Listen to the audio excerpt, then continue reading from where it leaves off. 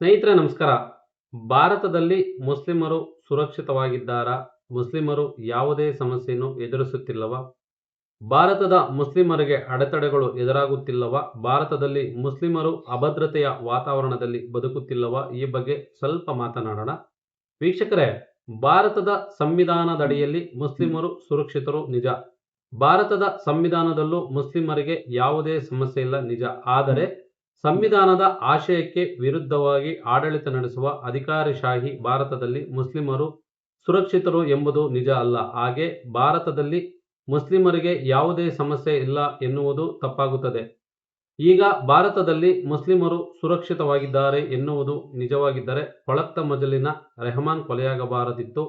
ವಯನಾಡಿನ ಅಶ್ರಫ್ ಗುಂಪು ಹತ್ಯೆಗೆ ಒಳಗಾಗಬಾರದಿತ್ತು. ಉತ್ತರ ಪ್ರದೇಶದ ಅಹ್ಲಾಕ್, ರಾಜಸ್ಥಾನದ ಪೆಹಲು ಖಾನ್, ಕಾಸರಗೋಡಿನ ಫಹಾದ್, ಸುರತ್ಕಲ್ನ ಫಾಜಿಲ್, ಕೊಡಗಿನ ರಿಯಾಜ್ ಮೌಲಿ ಈಗಲೂ ಬದುಕಿರಬೇಕಾಗಿತ್ತು.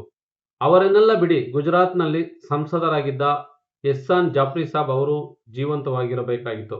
ಭಾರತದಲ್ಲಿ ಮುಸ್ಲಿಮರು ಸುರಕ್ಷಿತವಾಗಿರುವುದು ನಿಜವೇ ಆಗಿದ್ದರೆ ಏನೂ ತಪ್ಪು ಮಾಡದ ಈ ಅಮಾಯಕರೆಲ್ಲ ಧರ್ಮದ್ವೇಷಗಳ ಕೈಯಲ್ಲಿ ಕೊಲೆಯಾಗಿದ್ದು ಯಾಕೆ? ಮುಸ್ಲಿಂ ಎಂಬ ಏಕೈಕ ಕಾರಣಕ್ಕೆ ಅಲ್ಲವಾ? ಹಿಂದೂಸ್ತಾನದ ವಿಭಜನೆಯ ಸಂದರ್ಭದಿಂದ ಹಿಡಿದು ಅದೆಷ್ಟೋ ಹತ್ಯಾಕಾಂಡಗಳು ನಡೆಯಿತಲ್ಲ. ಗುಜರಾತ್, ಬಾಂಬೆ, ಉತ್ತರ ಪ್ರದೇಶ, ಅಸ್ಸಾಂ, ನೆಲ್ಲಿ, ಡೆಲ್ಲಿ, ಮುಜಾಫರ್, ಬಿಹಾರ, ಭಾಗಲ್ಪುರ ಇಲ್ಲೆಲ್ಲ ಸಾವಿರಾರು ಅಮಾಯಕರು ಪ್ರಾಣ ಕಳೆದುಕೊಂಡಿದ್ದಾರೆ. ಯಾಕೆ ಅವರ ಜೀವಕ್ಕೆ ಸುರಕ್ಷತೆ ಸಿಗಲಿಲ್ಲ? ಹಾಗಿದ್ದ ಮೇಲೆ ಭಾರತದಲ್ಲಿ ಮುಸ್ಲಿಮರು ಸುರಕ್ಷಿತರು ಎಂದು ಹೇಗೆ ಹೇಳುತ್ತೀರಿ? ಇಷ್ಟಾದ ಮೇಲೂ ಭಾರತದಲ್ಲಿ ಮುಸ್ಲಿಮರು ಸುರಕ್ಷಿತವಾಗಿದ್ದಾರೆ ಎನ್ನುವ ವಾದವನ್ನು ಒಪ್ಪಿಕೊಳ್ಳಲು ಸಾಧ್ಯ ಇದೆಯಾ? ಇನ್ನು ಭಾರತದ ಮುಸ್ಲಿಮರಿಗೆ ಯಾವುದೇ ಸಮಸ್ಯೆ ಇಲ್ಲ, ಯಾವುದೇ ಅಡೆತಡೆಗಳು ಇಲ್ಲ ಎನ್ನುವುದು ಅಸತ್ಯವಾಗುತ್ತದೆ. ಯಾಕಂದರೆ ಭಾರತದ ಮುಸ್ಲಿಮರು ಸಮಸ್ಯೆಗಳ ಕೂಪದಲ್ಲಿ ಬಿದ್ದಿದ್ದಾರೆ. ಅವರ ಹೆಜ್ಜೆ ಹೆಜ್ಜೆಗೂ ಅಡೆತಡೆಗಳಿವೆ. ಅದು ಸಾಮಾಜಿಕವಾಗಿಯೂ, ಶೈಕ್ಷಣಿಕವಾಗಿಯೂ, ಆರ್ಥಿಕವಾಗಿಯೂ ಹಾಗೂ ರಾಜಕೀಯವಾಗಿಯೂ ಇದೆ. ಇಲ್ಲಿ ಮುಸ್ಲಿಮರ ಪೌರತ್ವ ಪ್ರಶ್ನೆಗೀಡಾಗುತ್ತದೆ. ಮುಸ್ಲಿಮರ ಅಸ್ತಿತ್ವ ಅಲಗಾಡುತ್ತಿದೆ. ಮುಸ್ಲಿಮರ ಮತಗಳು ರದ್ದಾಗುತ್ತಿವೆ.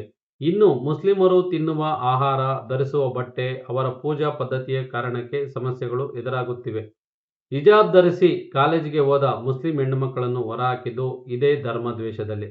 ಅಜಾನ್ಗೆ ಹಲಾಲ್ ಪದ್ಧತಿಗೆ ವಿರುದ್ಧವಾದದ್ದು ಇದೇ ದೇಶದಲ್ಲಿ. ಇಲ್ಲಿ ಮುಸ್ಲಿಮರ ಮನೆಗಳ ಮೇಲೆ ಬುಲ್ಡೋಜರ್ಗಳನ್ನು ಹರಿಸಲಾಯಿತು. ನಮ್ಮ ಬೆಂಗಳೂರಿನಲ್ಲಿ ಮುಸ್ಲಿಮರ ಮನೆಗಳನ್ನು ಒಡೆದು ಅವರನ್ನು ಬೀದಿಗೆ ತಳ್ಳಲಾಯಿತು. ಇವತ್ತು ಮಹಾರಾಷ್ಟ್ರದಲ್ಲಿ ಮುಸ್ಲಿಮರ ಮೀಸಲಾತಿಯನ್ನು ರದ್ದು ಮಾಡಲಾಯಿತು. ಇದಕ್ಕೂ ಮೊದಲು ಕರ್ನಾಟಕದಲ್ಲೂ ಮುಸ್ಲಿಮರ ಮೀಸಲಾತಿ ರದ್ದಾಗಿದೆ. ಸಿಎಎ, ತ್ರಿವಳಿ ತಲಾಖ್ ಕಾನೂನು, ಏಕರೂಪ ನಾಗರಿಕ ಸಂಹಿತೆ, ವಕ್ಫ್ ತಿದ್ದುಪಡಿ ಕಾಯ್ದೆ ಇವೆಲ್ಲವೂ ಮುಸ್ಲಿಮರನ್ನು ಗುರಿಯಾಗಿಸಿ ಜಾರಿಗೆ ತಂದಿರುವ ಕಾನೂನುಗಳು. ಅದೆಷ್ಟೋ ಮುಸ್ಲಿಮರು ಈಗಲೂ ವಿಚಾರಣೆ ಇಲ್ಲದೆ ಜೈಲುವಾಸವನ್ನು ಅನುಭವಿಸುತ್ತಿದ್ದಾರೆ. ಅದೆಷ್ಟೋ ಮುಸ್ಲಿಮರು ದಶಕಗಳ ಕಾಲ ಜೈಲಿನಲ್ಲಿದ್ದು ನಿರ್ದೋಷಿಗಳಾಗಿ ಹೊರಬರುತ್ತಿದ್ದಾರೆ. ಇನ್ನು ಅದೆಷ್ಟೋ ಮಸೀದಿಗಳ ಮೇಲೂ ದಾಳಿ ನಡೆದಿದೆ. ಇಲ್ಲಿ ಬಾಬರಿ ಮಸೀದಿ ಅದಾಗಿ ಉರುಳಿ ಬಿದ್ದಿದ್ದಲ್ಲ, ಅದನ್ನು ಉರುಳಿಸಿದ್ದು. ಈಗಲೂ ಮಂದಿರ, ಮಸೀದಿ ಗಲಾಟೆ ಮುಂದುವರಿಯುತ್ತಲಿದೆ. ಇಲ್ಲಿ ಚಾರಿತ್ರಿಕ ವಿಷಯಗಳಿಗೆ, ಇತಿಹಾಸದ ಘಟನೆಗಳಿಗೂ ಈಗಿನ ಮುಸ್ಲಿಮರನ್ನು ಹೊಣೆ ಮಾಡಿ ನಡೆಸುತ್ತಿರುವ ದೌರ್ಜನ್ಯಗಳಿಗೇನು ಕಡಿಮೆ ಇದೆಯಾ? ಔರಂಗಜೇಬ್, ಟಿಪ್ಪು ಸುಲ್ತಾನ್ ಹೆಸರಿನಲ್ಲಿ ಮುಸ್ಲಿಮರನ್ನು ಕಾಡುವವರು ಈಗಲೂ ಇದ್ದಾರೆ.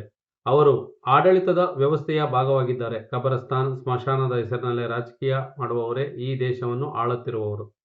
ಬಟ್ಟೆಗಳಲ್ಲಿ ಜನರನ್ನು ಗುರುತಿಸುವವರು ಆಡಳಿತದ ಚುಕ್ಕಾಣಿ ಹಿಡಿದಿರುವಾಗ ಇಲ್ಲಿ ಅನ್ಯಾಯ ನಡೆಯದೆ ಇನ್ನೇನಾಗುತ್ತೆ ಹೇಳಿ? ವ್ಯವಸ್ಥೆಯೇ ಸೇರಿಕೊಂಡು ಮುಸ್ಲಿಮರ ಮೇಲೆ ನಿರಂತರವಾಗಿ ನಡೆಸುತ್ತಿರುವ ಈ ಸಂಘಟಿತ ದಾಳಿಗೆ ಈವರೆಗೂ ಕಡಿವಾಣ ಬಿದ್ದಿಲ್ಲ. ಒಂದು ಹೆಚ್ಚಾಗುತ್ತಿದೆ ಹೊರತು ಕಡಿಮೆಯಾಗುವ ಲಕ್ಷಣಗಳು ಕಾಣುತ್ತಿಲ್ಲ. ಭಾರತದಲ್ಲಿ ಮುಸ್ಲಿಮರ ಮೇಲೆ ನಡೆದ ದೌರ್ಜನ್ಯಗಳಿಗೇನು ಕಡಿಮೆ ಇಲ್ಲ. ಅದು ಭಾರತೀಯರಿಗೆ ಮಾತ್ರ ಗೊತ್ತಿರುವ ವಿಚಾರ ಅಲ್ಲ, ಇಡೀ ಜಗತ್ತಿಗೂ ಗೊತ್ತಿದೆ. ಭಾರತದಲ್ಲಿ ಮುಸ್ಲಿಮರ ಮೇಲೆ ನಡೆಯುತ್ತಿರುವ ದೌರ್ಜನ್ಯಗಳನ್ನು, ತಾರತಮ್ಯಗಳನ್ನು ಹಲವು ದೇಶಗಳು ಖಂಡಿಸಿವೆ. ಮುಸ್ಲಿಂ ದೇಶಗಳೇ ಅಲ್ಲ, ಮುಸ್ಲಿಮೇತರ ದೇಶಗಳು, ಜಾಗತಿಕವಾಗಿ ಹೆಚ್ಚಿನ ದೇಶಗಳು ಅದರ ವಿರುದ್ಧ ಧ್ವನಿ ಎತ್ತಿವೆ. ಈ ಬಗ್ಗೆ ಜಾಗತಿಕವಾಗಿ ಹಲವು ವರದಿಗಳು ಪ್ರಕಟಗೊಂಡಿವೆ.